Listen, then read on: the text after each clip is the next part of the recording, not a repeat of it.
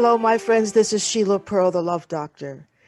And this is Let's Talk About Making Love Better. And in this conversation, I have invited my friend, my colleague, my mentor, Terri Levine. And Terri, I forgot to ask you, do you pronounce your name Levine or Levine? You said it right, Levine. Okay. Sometimes there's a question: is it Levine or Levine? Is it Bernstein or Bernstein? These things we kind of giggle about. And years ago, I was introduced to Terri in terms of her business called Heartrepreneurs, and having a heart-centered business in terms of business strategies and business coaching and all that sort of thing. And I also went to her wonderful on-site workshops. Was it a workshop? Was it a retreat? Or was it both? I think it was both, I right? think it was kind of a combination, yes. Right. So, but in the meantime, Terri decided to write a book, which was not part of her. She's a indefatigable author, so she's got lots of books about business strategies and how to get more clients and how to make more money and all those wonderful things. So she's got a lot of books out there. In fact, Terri can't keep track, so I can't keep track. But the book that she's come out with 2 years ago is called About to Break, and it's about the path to true forgiveness. And so when she sent me the manuscript so that I could, write a foreword with integrity, having read the whole book, I was struck by so many aspects that touched my heart. And I'm reminding myself now of why I invited Terri to be in this conversation, because in the conversation about let's talk about making love better, the question is, how do we make our loving relationships closer, more intimate, more fulfilling, more satisfying? And what I know in the work I do, I've been doing it 40 years with individuals, couples, and families, I know that true loving relationships, true connection, true intimacy, and I'm not talking about sexual intimacy, I'm talking about emotional, spiritual intimacy, comes from having a comfort with yourself, having an acceptance of yourself, being at ease with who you are. So you don't need the other person to constantly validate you. You're not in a relationship that's coming from need. You're in a loving relationship that's coming from true reciprocity and sharing. So when I was reading the manuscript and I read that Terri had gotten to a point in her life with what I call the buildup effect of things that had happened when she was a child, when she was young, and perhaps thought that with those traumatic events that she could, sweep it under the rug, had not really dealt with the trauma of that effectively. She had gotten to that point in her life where she says she could not be loving with anyone, where her heart had closed, where her ability to love others was in direct proportion to and connection with her ability to love herself.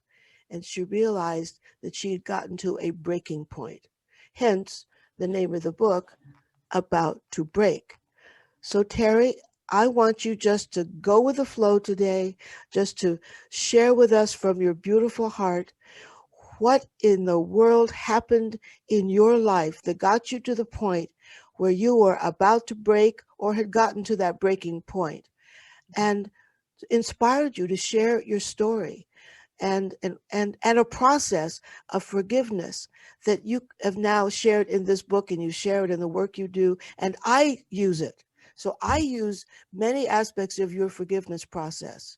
And so my clients on the receiving end of the wonderful, beautiful work that you have brought to all of us. So Terri, share with us what you're all about now, and why the path to forgiveness is so important for all of us. Thank you so much, and such an honor to be with you. I really put on a good air in my life, where on the exterior, I look, happy and fulfilled, and people would look at me and say, "Oh, your life is so wonderful." And yet inside, I didn't feel any love for myself. And I really mean any. It was a period of a couple of years where I was always angry with myself, frustrated with myself, And I began to notice my self-talk, and it was really very damaging. And as someone who's, always helping my client family members with their self-talk, I'm like, I have to get in alignment. I have to get in integrity. And I decided to really dig deep and figure out why I wasn't loving myself, why I could teach other people to do that, why I wasn't doing it. And to speak to your point, that's when I started going back and rehashing my life. I actually got a notebook and I got a pen and I started going decade by decade saying, where was it or where is it that I started to become unloving and unkind of myself and of others? And as I started to just take these notes decade by decade, that's when experiences started to show up. In the beginning of the book, I talk about children playing. There was a group of us playing where we shouldn't have been playing, and we made a big box that was there from construction efforts. And some children came along and literally tried to burn us alive in the box. And I was very tiny and had a lot of trouble getting out. My friends got out easily. I barely got out. That had bothered me, Sheila. That had sat with me my whole life. And what you said about sweeping it under the rug was true. And then a series of things, anything and everything that I did in my life that I felt badly about, even though you can't fix the past, right? Everything that, I wish I did this, I wish I said this, they were all boiling within me. And I was unhealthy physically, emotionally. I could conduct business and help the whole world in business. I wasn't fulfilled. No matter how much money I made, that didn't matter. In here, something was missing. So, Terri, I'm going to just jump in and just observe that the metaphor here, I think that the through line for our conversation is what I call the fire in the box. The fire in the box. And I know that you have some profound health issues. And I'm thinking of your body kind of representing the fire in the box. So excuse me for interrupting you, but I wanted to kind of, underscore that the fire in the box, folks, you can't ignore it. It will get you every time. So I promise not to interrupt you. No, I'm glad you did. And I'll speak to that because the audience may not know. I actually have a neurological disease. It's called reflex sympathetic dystrophy, which is called the disease of fire or burning. Now, think about that. I mean, Terri, it's stunning. It's stunning how our body knows everything, reflects everything, and is constantly telling us something. 100%. If we listen, right? If we listen, of course. So I had not been listening. And in this journaling exercise is when I realized I'm broken or I'm on the verge of breaking and I have to do something about this. And I had gone through Colin Tipping's process of radical forgiveness. It's a marvelous process. I'd shared it with clients. And I kept doing that over and over again. I'm like, something's still missing. And then Ho'oponopono. And I'm like, something's missing. And I started to put pieces together. And all of a sudden, it's like a jigsaw puzzle. They just fell into place like, oh, that's how it all goes together. And I created this process for myself. And I do mean all of a sudden, as I began to weave this process together, I started to love myself more. I started to eat better. I started to take better self-care, sleep better, get some quiet time, breathe deeper, meditate. I started to have my heart open more and more and more, first for myself and then towards others. And a client of mine said to me, whatever you're doing, I don't know what you're doing, I see a difference. Wow. And I said, yeah, it's pretty cool. I said, I'm actually creating a process for myself of forgiveness. And she said, will you share it with me? And so I shared it with her. And pretty soon, I think I shared it with about 100 or 200 people. And one of them said, this needs to be a book. Other people need this. And that's how About to Break came to be. It's such a gift. And by the way, for those of you who are only listening, you can't see the book cover, you can't see the book size, but it's one of these wonderful little books. It's a little jewel, right? And it's not thick. It's, it's you can navigate this easily and use it as a handbook. That was my goal. And it was interesting. You mentioned the size of the book. I said to my publisher, I want this to be like a gift that we can also give people. And anyone I felt I wanted to make amends with, I have given away so many copies of the book and I've shared the book in that way. I wanted it to be a gift book because the process of the path of true forgiveness for me, it was the biggest gift I gave to myself. And now I want to pass that on to others. I believe all of us have pieces from our past where we haven't let in love. And my goal is to help people let in that love and forgiveness. That's beautiful. Well, I have bought many copies. In fact, I've got to reorder because I've got one left, and this is it. But I do give them out as gifts and tools. You know, Mm. it's not just something to say, "Oh, thank you very much." No, no, no, no. I want people to open it and use it a lot. That was my goal, really my goal. The process that's in there, I can tell you it works. I know that because now I've taken probably 500 or 600 people through it, and people constantly, whether they email me or message me or they send me a little video, it's made a huge difference. So I know it's a process, and I am blessed that I got to develop the process, and now I can share it with others. So I know that we don't have time for you to go through it's not just one process. You have several processes, right? Yes. And I just want to share one of your little quotes at the back where you said, how do you actually learn to love yourself? And your quote at the beginning of that chapter is, forgiveness is an inside job. Forgiveness comes from the deeper love of and for yourself. And so there are certain elements to the process. There's a certain step-by-step process to whichever exercise you choose to take people through. And Colin Tipping's process is powerful, right? But what would you say for the sake of the listener who I want them to be inspired to get your book, but in the meantime, for them to understand that all of life for each of us is an ongoing process of discovery. And sometimes it's the most traumatic experiences that we have. Sometimes it's an illness. Sometimes it's a breakdown of a relationship. Sometimes it's, wondering if you're going to be able to go on in a relationship with someone because things are so disconnected and broken.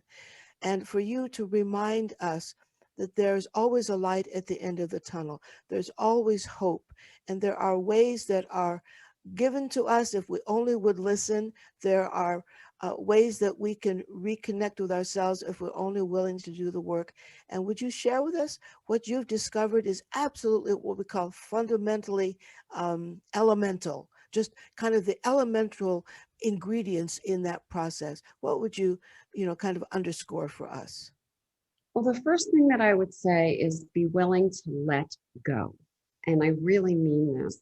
Whatever has happened in your life up until this moment, it's in the past. Let it be, let it go. There's no reason to beat yourself up over it. In fact, I look at it the way you said, it's a learning, it's a lesson. I wouldn't be where I am today, none of us would, without all that stuff in the past. So accept it as perfect. It's perfect no matter what has happened, even when it's something that you think you don't understand. That's really tragic. Yes, and that is part of life. That is part of the journey. There are things that happen. So that's the first step. Okay, could I interrupt you? I'm sorry, I'm breaking my own Thank promise, you. but I have a family situation. I'm not going to mention names, but it's extremely painful for me because three of my grandchildren are not available to me because of this brokenness in the family. And the brokenness that occurred is something that I have to say I'm not able to forgive. Uh, and so I'm struggling with that. I've forgiven my father for abandoning me and my brother and turning his back on us. I've dealt with that. I've forgiven others for betraying me and hurting me and breaking my heart. I'm able, but this one thing is like a sticking point because it was something that was done with such forethought and deliberateness and injured my other two grandchildren in the process. I don't know if I can let it go. So help me, because I I love don't think I'm alone in the world. I think there are a lot of us out there who have things that we're still holding on to. And it's almost like if I let it go, I'm somehow making it okay. It's not okay. All right. So that's the first shift. It is okay. That's the first shift. Well, It that's hard. is okay. That's hard for me to, I, I understand. So right? let me explain. Let me go deeper. We don't necessarily understand other people's behaviors. We don't understand their behaviors because we are not them. We see, oh, that's how it affects me. My new belief system as I was going through this process is I need, for me, I need to let go and I need to forgive everyone. No matter who says what, who does what, I'm not in their head. I'm not living their life. I don't think like they think. Don't necessarily behave the way they behave. However, we're each on our own journey. I look at it as a movie. People are making their own movie. I need to just focus on my movie. Yes, maybe your movie seems to be interrupting my movie. I had this dream vision with my grandkids, and now I don't have that. However, I have to accept that you have a different movie. And I really mean this because if we walk around saying, I just can't forgive this, I can't let this go, the only person, really breathe this in, the only person who struggles and suffers is ourselves because we replay that over and over. I can't believe this person's doing that. This is horrible. This is so wrong. I feel so sad. So, what I do now, not in the past, is I choose to let go. I choose to say, you know what? I can't walk around feeling badly about this day and night because this does not feel good. I want to choose an emotion that allows me to have more freedom and more love. And so let me share something that was really, really interesting. I have a client who had not spoken to his ex-wife in 5 years, and she wouldn't let him speak to his children for 5 years. They couldn't call him, they couldn't email him, and he had no custody. So he was broken up about this. And he was just, I'm going to use the word hateful. He was just very angry and raging. And I said, all I want you to do is start finding her good qualities, sending her love, thanking her, blessing her. 2 months, and he was like, I'm not getting anywhere. Month 3, he started to make a little bit of a shift, just a little bit. Shockingly, in month 4, she called him one day and she said, the kids really want to see you. I'll let you see them on Sunday. Now, this was 5 years of not seeing his children or speaking with her. That has come now to be that they share joint custody. When you say, well, how did that come about? He changed his feelings.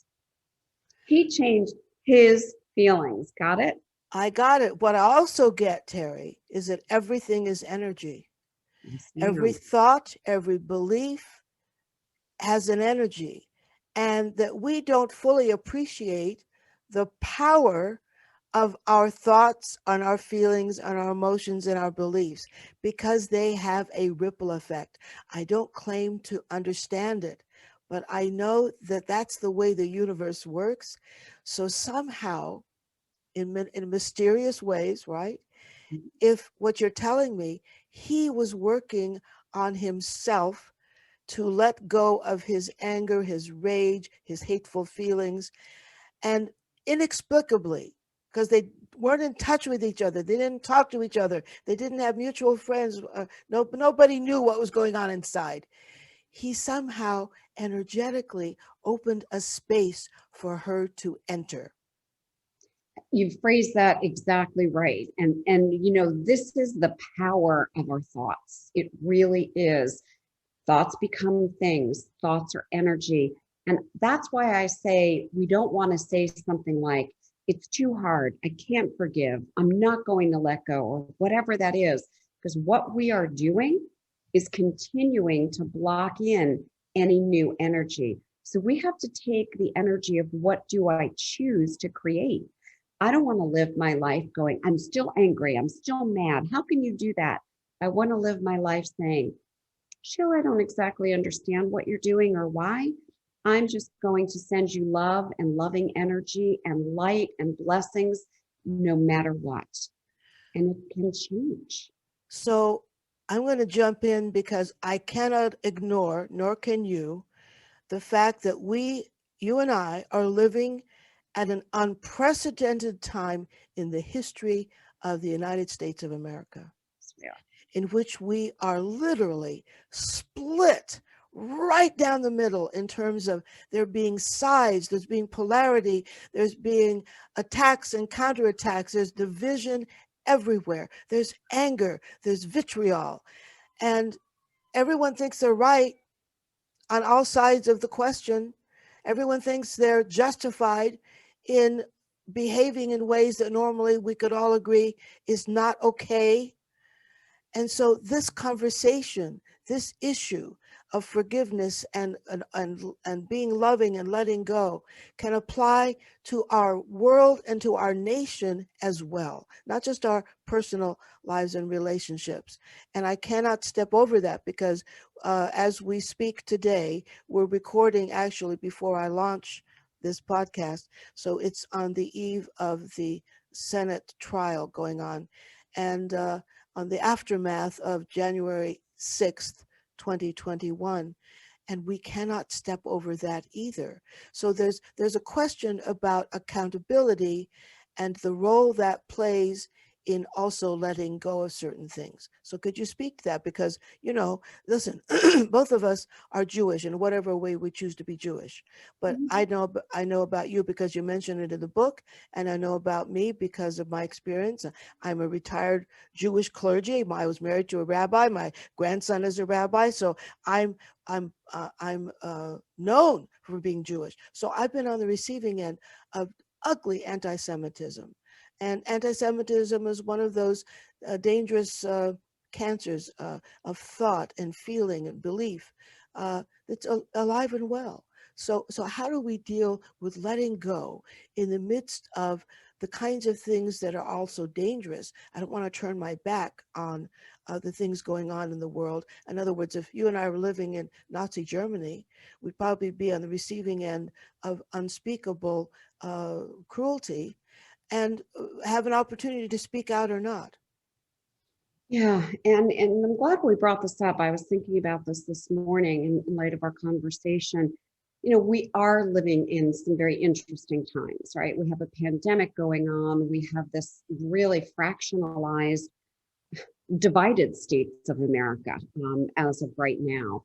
And I noticed for myself, just on social media, people's comments were beginning to be very cruel and very mean and actually kind of hateful to each other. And I said, what can I do? What can I do? I don't want to be angry at everyone and I don't want to walk around being angry.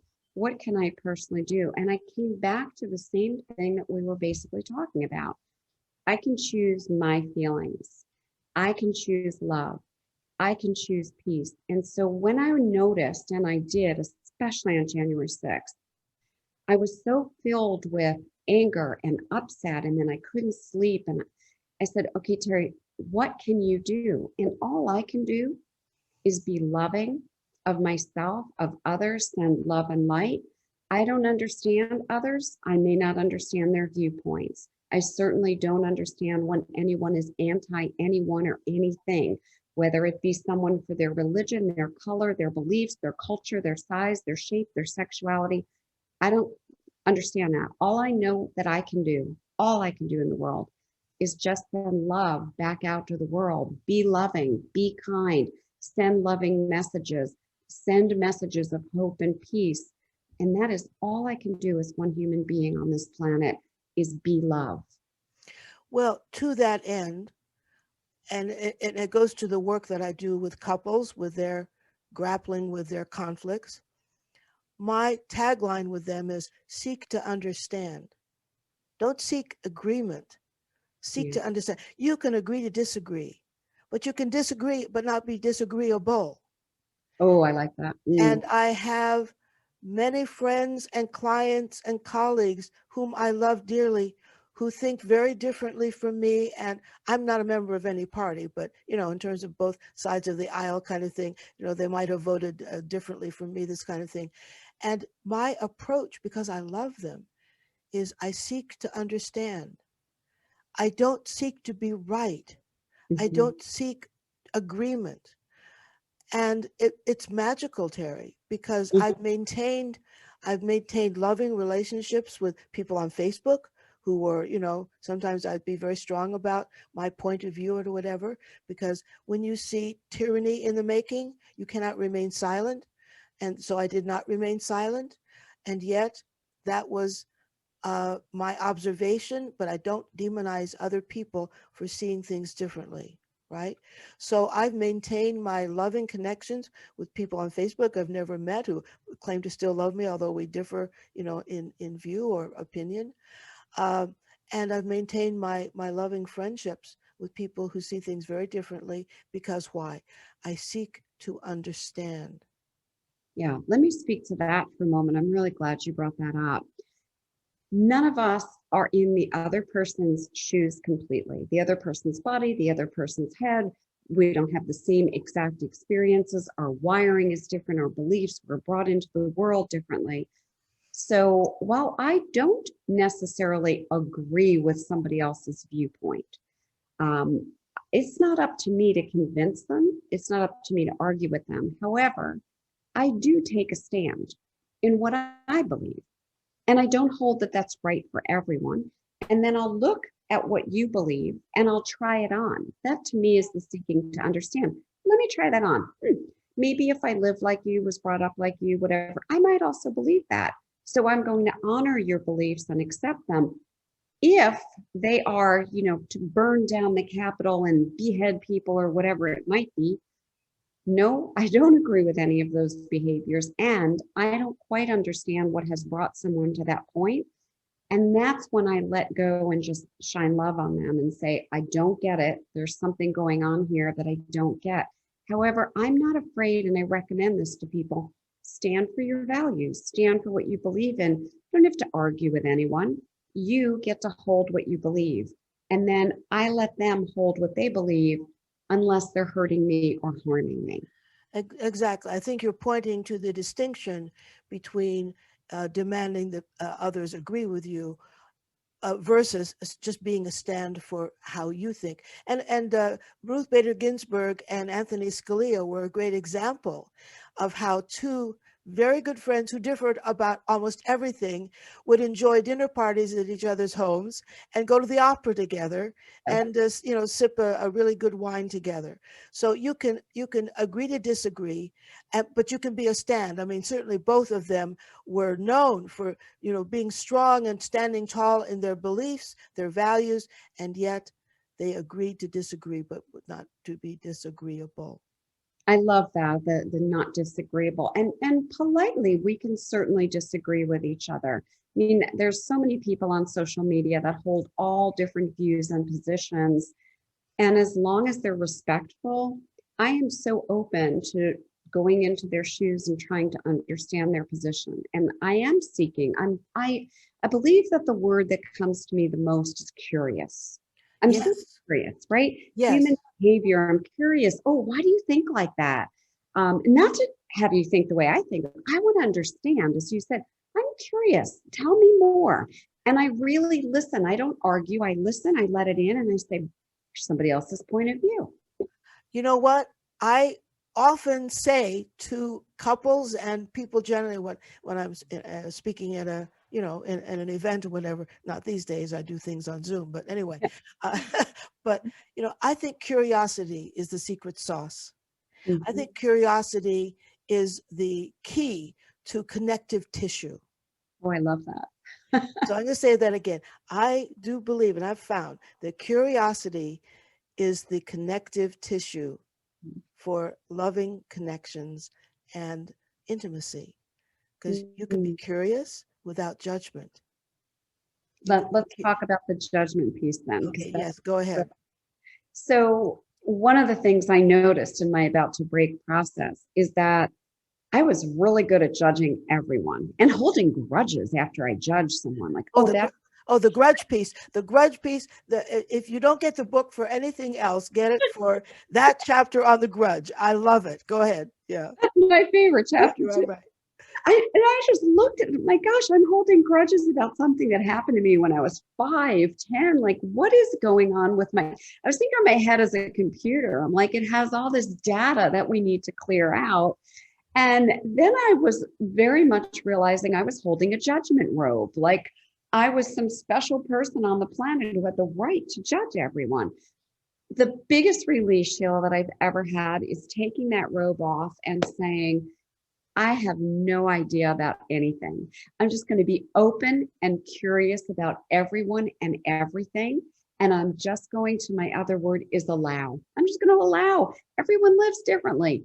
I'm not here to judge. So I'm taking a wonderful course right now with the two coaches in bold conscious leadership.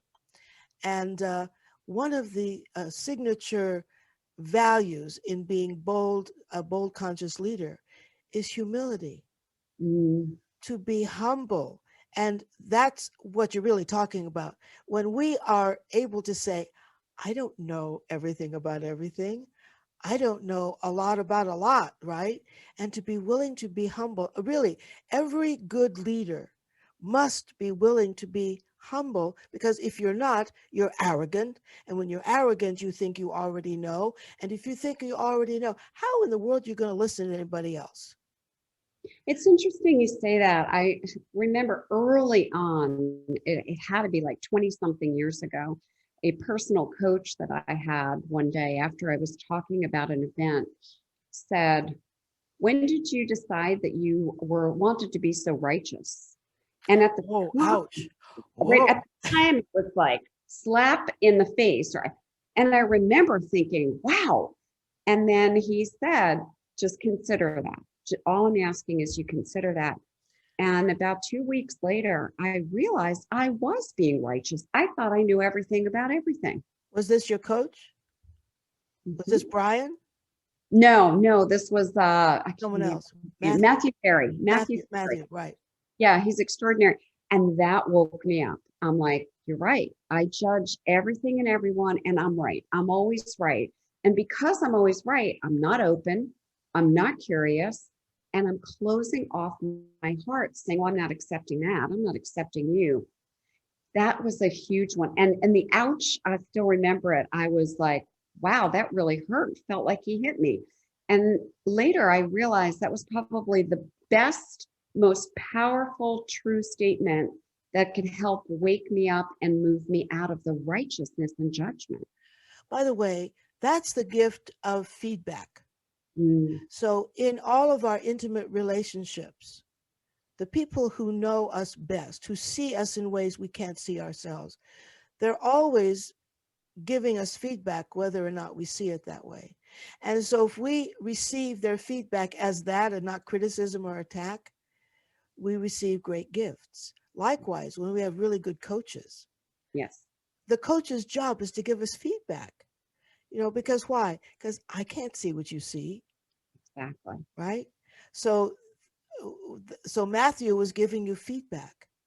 Yes. And that feedback helped me course correct and change direction. You know what you don't want in a coach? I always tell people that somebody who pats you on the head and goes, great job, that's awesome. That's a friend, right? So the Right. best, that's right. That's Well, often coaches need to be cheerleaders, but it.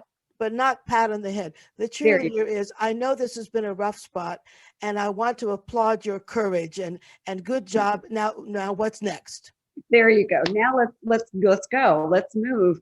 And I will say that was, one of the best moments was when he said that. Even though it felt like a little bit ouchy, I sat back and said, well, I hired him to help me and to tell me the truth, not just to pat me on the Exactly. head. Let's face it, the truth often hurts, doesn't it? It does. And it But allowed me to move forward. But one of our jobs, Terri, in our evolution as human beings and in our seeking to have more loving relationships with the people we claim to love, is that we learn to really tell the truth to ourselves about ourselves, number one. And then we learn to tell the truth about ourselves to someone else. So the first person maybe we can, gather the courage to tell the truth about ourselves to is a coach or a therapist whom you trust. But then the next level is tell it to the person you're most afraid of hearing it, Very true. right? Very. true. Yes. So that's just the final piece that I'll say about that is the two words that I literally use every day are open and curious. I'm always open and curious. I'm open and curious to what someone says, what someone does, the reasons behind it. And it is all connected to what you said before about seek to understand. Beautiful. Well, on the one hand, I could say we've reached a wonderful kind of um, conclusion of this part of the conversation. I feel like the arc has gone up here and then and down to this beautiful point. Say that again. Open and curious, two most important words. And then really come from a place of, I really want to know. I really want to understand. And that's where the love comes from. That's where the openness and the love comes from, allowing other people to be different than you and think differently.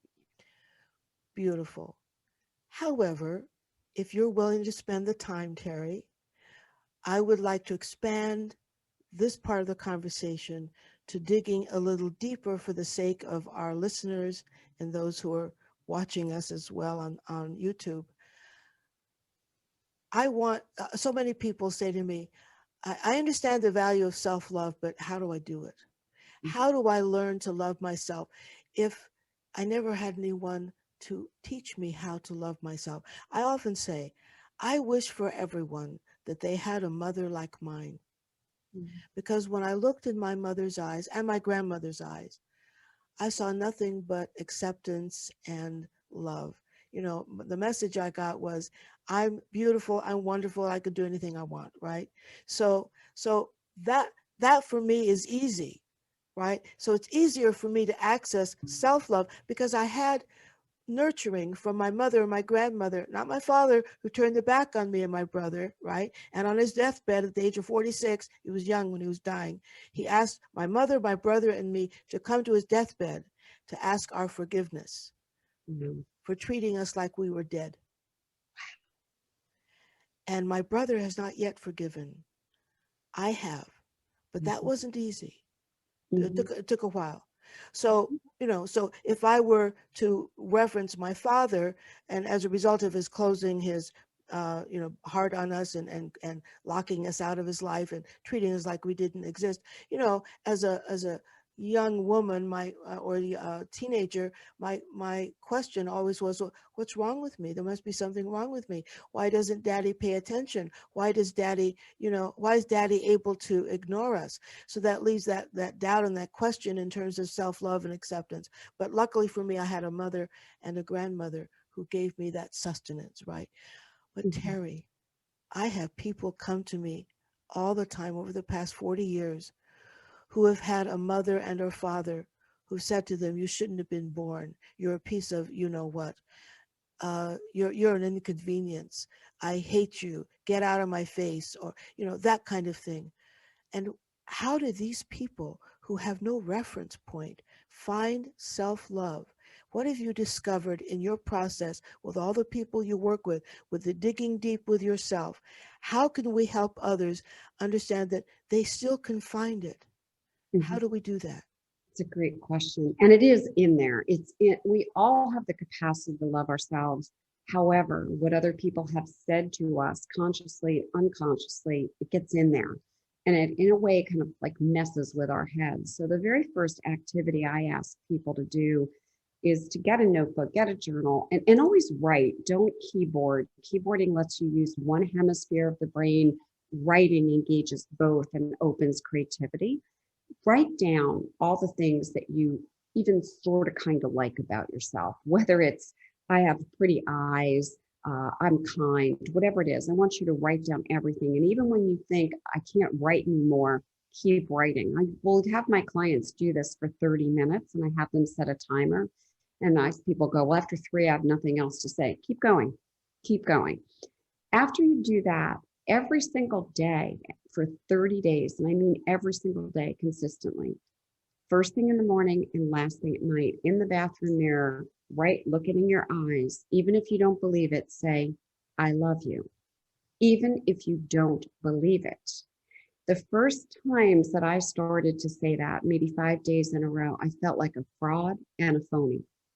And then I would go back and I'd look at my list of these things that I wrote about myself. And I'd go back to the mirror the next day and say, I love you.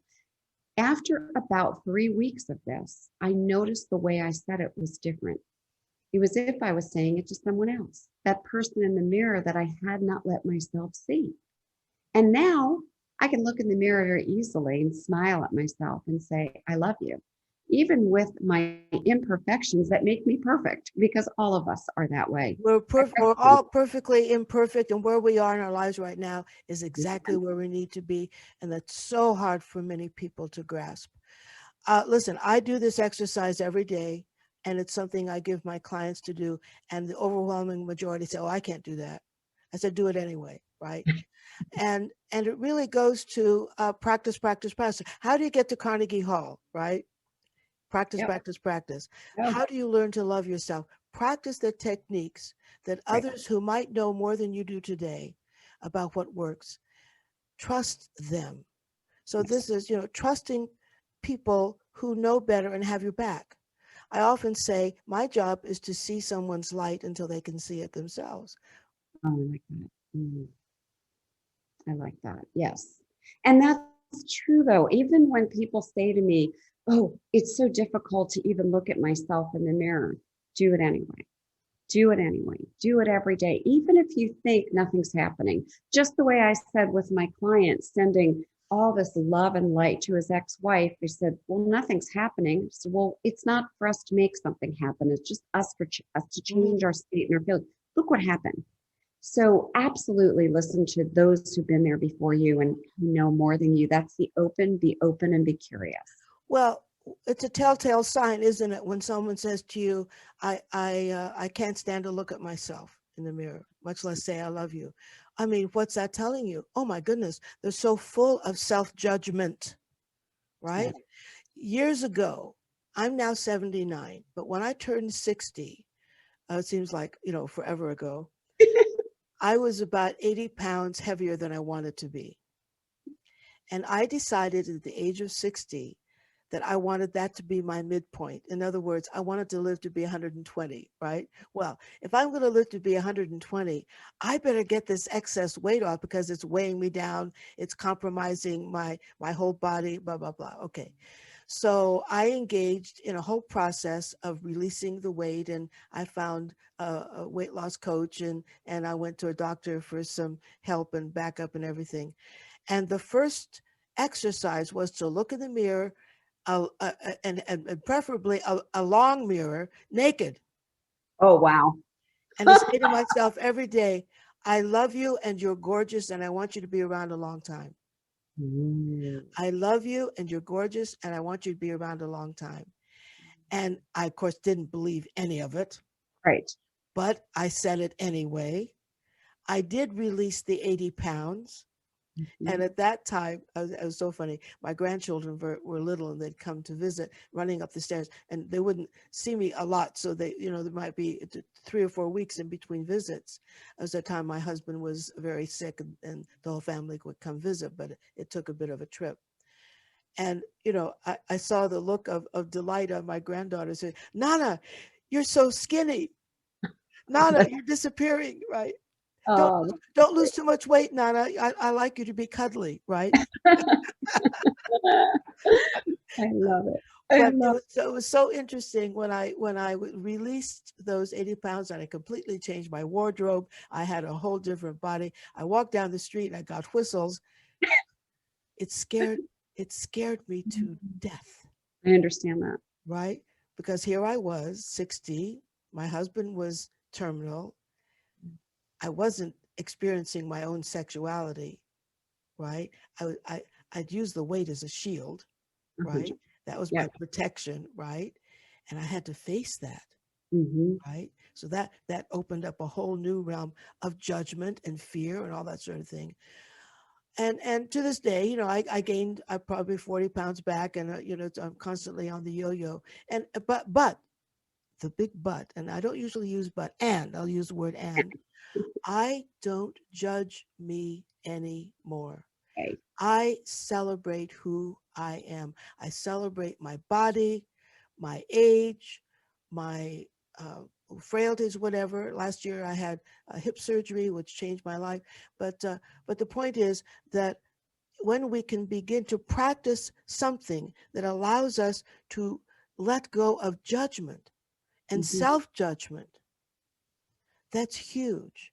And if you cannot release self judgment, you cannot love yourself. Agreed. Agreed. That's why it always begins as you said, I said in the book, it's an inside game. You have to start with you. If you are not loving of yourself, you really will not have the capacity, in my experience, to love others. And many of us grow up not loving ourselves, not taught to love ourselves. And we go, well, I don't love myself, so that's just the way it is. No. And there's signs. It's funny you mentioned weight because I think about this quite a bit. One of the outward signs of not loving yourself is not taking care of your physical body. Mm, Whether it's, you're just too lazy to brush your teeth, or you're like, who cares if I eat a whole pizza and brownies? Nobody cares. I always notice that about people. I always watch and just in how they treat their body. That's your house for life. I'm like, wow, are they loving and respecting that house that they're in? And so I've noticed that in my own life. I've probably been every weight under the sun. I think my wardrobe could be every size on the planet. And I always notice that when the weight has creeped back up, there is something that I am not loving about myself. And it's not that I don't love myself because I gained weight. It's like, no, some things have added up and then I put some pounds on. So I really ask people who are watching and listening us, just notice, are you taking extraordinary care of yourself? And I mean extraordinary mentally, physically, mhm, spiritually, emotionally. That's how you love yourself. mhm. During this period of COVID, Mm, most of us found ourselves going more within, and having the challenge of being more with ourselves than we're used to being. yeah, definitely. Right. Um, and I found that to be kind of an exciting challenge in many ways. And I also discovered that I can be very busy in the work that I do virtually. So my practice actually doubled and tripled during this past year. I learned how to pivot and all that sort of thing, right? Uh, and by going within and being kind of forced by circumstances to spend more time with myself than I'm used to, I began to fully appreciate the extent to which I'm not taking as good care of myself as I could, might, should. Right now, I want to take the shoulds out, but to really ask myself, how do I want to optimize my health and my fitness? How do I want to ensure that I'm going to be around another 50 years, now being, in my eighth decade, right? So I really do take even more care of myself now than ever before. I've upped the ante with supplementation. I've upped the ante. I hired a personal trainer to help me get back in shape, which I really, really don't like. I don't like doing exercise. It's not my thing, it's just not my thing. And so I recognize, I accept myself with all my perfect imperfections. I recognize that I tend to sit more than I, walk.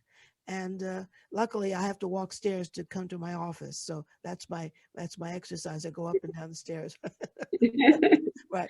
But taking care of ourselves is really an ongoing exercise in self affirmation, isn't it? That when we take action, we can speak a good game, we can talk a good game, but Terry, it doesn't matter unless we take action, That's right? right. That's right. So I've invested in really good uh, body care. I've invested in really good coaching that takes care of me and my inner work. I've invested in really good supplements that take care of my immune system and my body and all of that.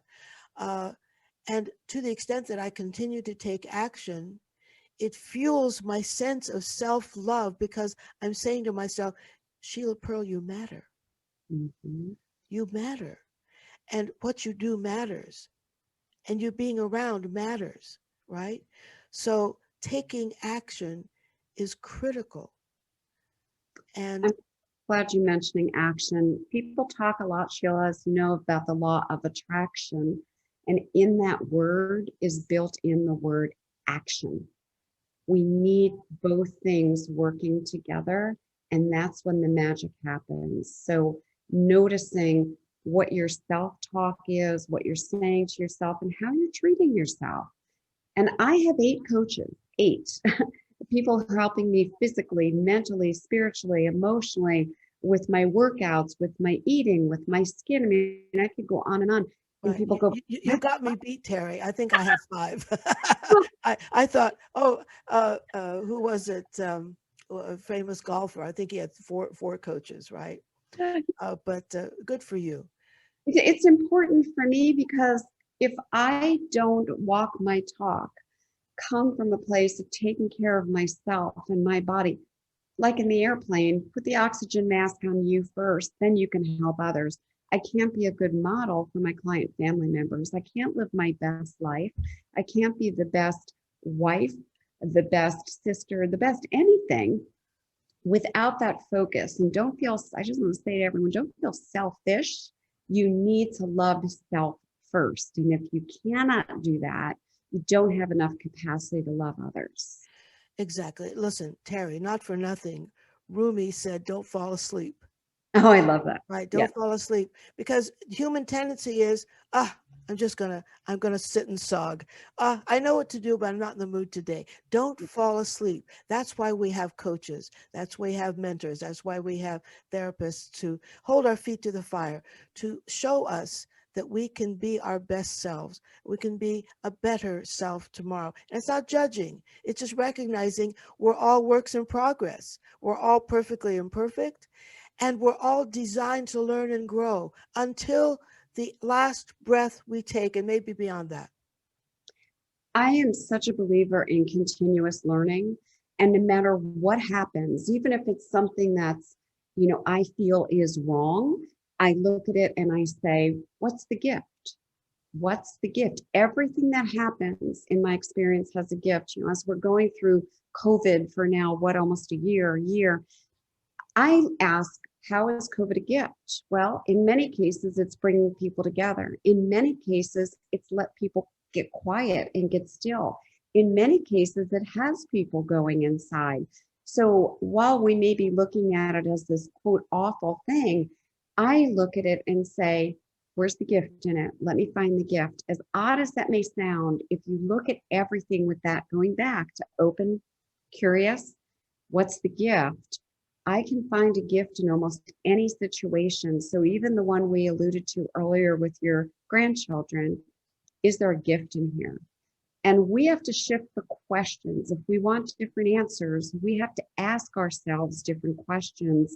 If we walk around saying, that's too challenging, that's too hard, I'm unhappy, those are all choices. I don't choose to feel unhappy. I don't choose to feel challenged. So we have to remember consciously, we choose our thoughts. Totally. So that we get back to that through line, the fire in the box. Mm-hmm. The fire in the box is life inviting us to pay attention and step up constantly. I have suffered the loss of a child when she was only 8 months old, the only child I ever gave birth to, the only child who ever called me mommy, who came from my loins. When I married my husband, his children treated me like I was dead, kind of like my father. They wanted me gone. And that's one of the reasons I went back to graduate school and got my master's in social work so that I could. I was inspired by the family therapist I found, and I realized that, just as she had helped us, it looked like I wasn't going to have children with my husband, which I wanted. So how can I use my nurturing skills? So I went back to school and got my MSW. And in graduate school, I discovered that I could not live without singing. So, the fire in the box, the fire in the box. I could not do without singing. I wasn't done. So I found a way to use my voice, although I was trained as an opera singer. I made a left turn and became a cantor. So I Mhm. used my nurturing skills. They called me Mother Earth. I had a big family and a big house and lots of children, just not the way I planned, right? So my life has now expanded partly because of the losses and the pains and the disappointments. And I was challenged with that fire in the box to step up, Mhm. to ask myself, what next? Mhm. To ask myself, how can I make this a blessing? When my husband began to develop dementia, I thought God definitely has a sense of humor, because my husband's greatest prize was his mind. He was Wow. brilliant. And Wow. I watched him just, disappear. Mhm. And then it got to the point where we didn't know who I was. And I fell to my knees, Terri, asking, what? What is the blessing? Mhm. How in the world can this be a blessing? But help me. How can I make this a blessing? And it's at the source of all the work I do now. I'm a retired cantor, 16, going 17 years actually. In April it'll be 17 years. And I work every day with people to help them to not bless their life. I mean, to not curse their life, but to bless it. To bless everything that brought them to this point in their life. Because everything that's a source of pain and suffering is also a gift that opens us. One of the themes that comes through the conversations I've had so far that I've been recording, getting ready for this podcast, is the whole notion of cracking us open. That Mhm. life can crack us open so that we open as a result of that assault, of that abuse, of that trauma. It's inviting us. We can either take the invitation or not, but it's inviting us to crack open, to Mhm. expand. What can I do to make this a blessing? How can I see this as a gift? So you and I mean, it's so interesting how we became connected, I think, through Facebook originally, Yeah. right? Yeah. And I felt such an alignment with you. And it's often it takes a while, maybe it takes a conversation of this import to really discover all of the elements within both of us in our lives that we intuitively, instinctively, unconsciously, spiritually felt this connection, which I felt with you. From the time we first kind of connected on Facebook. Anyone who calls her business entrepreneurs has got to have something that I want to pay attention to, right? And that's an important point though too. Like I I notice who I'm drawn to, right? And then I bring more of that into my life. Like, oh, that feels good. That person, that experience, whatever it might be, just bring more of that in. And things that may not resonate with you as much, you don't have to allow everything into your world. It just doesn't, it means you still can be loving and kind and gentle about that person, their opinions, the experience, Mm-hmm. and allow in what feels good. We have to remember, all of us, that we're a choice. We get to choose how we feel. No one can make us feel any which way. My parents, your parents, anyone can say and do things that perhaps we felt were damaging. Now we can consciously say, okay, I choose to let that go. I want to choose a different feeling. And that's the feeling I'm going to choose. I'm being intentional. Which gets back to one of your through lines in your book, and that is forgiveness is a choice. And it's a choice that can serve your physical health, your mental health, your spiritual health. Because when we're holding on to something, as you say, and I've discovered as well, when we're holding on to something that fuels anger or bitterness, it's only hurting us. Yeah, and it hurts us in so many ways. It hurts us from being loving of ourselves, of others. It hurts us because we are choosing thoughts that actually don't feel good, can make us sick. I mean, think about me. Fire, fire, fire. And here I am with this, horrific neurological disease. When I consciously got very present about this, I'm like, oh, that's interesting. Fire, and I have a disease of fire. This is interesting. I released the fire in the box. I released the episode. I had a process that is really, for me, the path of true forgiveness that works.